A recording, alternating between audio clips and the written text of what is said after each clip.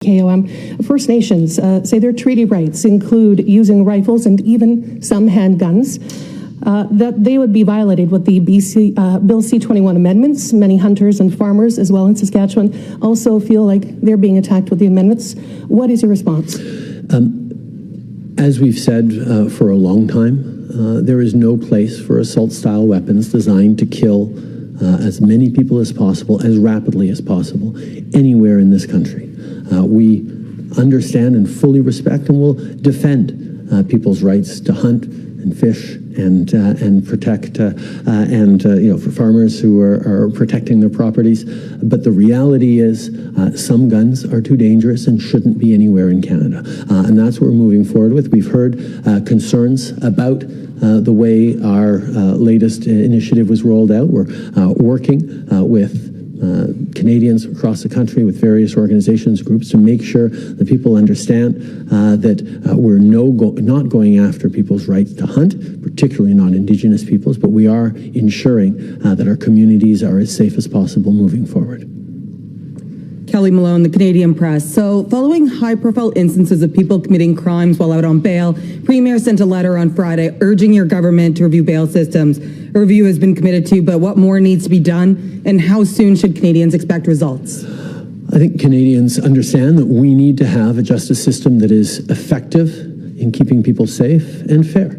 Anytime we make a change to the bail systems, there's challenges around impacts, particularly on Indigenous or minority groups, that we have to make sure we're taking into account. We all want a system that ensures that Canadians are safe in their homes and their communities, and that's why we're looking very carefully at this proposal from the premiers. We're always going to put the safety of Canadians at the top of mind.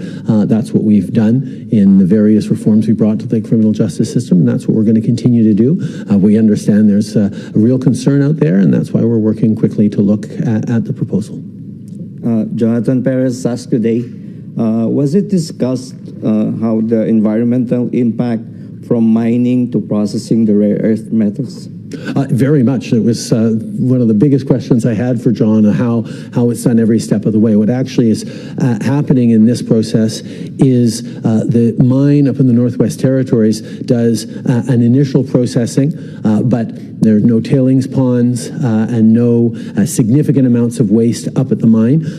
Much of that is brought down here to Saskatoon. That was chosen partially because there is such a strong ecosystem of supports for the mining industry here. So there are highly professional waste disposal services that are going to be able to ensure that the environmental impacts of this type of mining and the processing of these essential rare earth elements is done in an environmentally responsible way as much as possible, and certainly among the best in the world. There have been real concerns over the years that critical minerals or rare earth elements developed and processed in other parts of the world don't hit the kinds of environmental standards and protection of nature that I think Canadians would expect, but I mean people around the world will expect. So environmental responsibility is top of mind. One of the things that we've consistently heard, whether I'm talking to companies like Volkswagen or big American companies looking to invest in Canada, they want to know that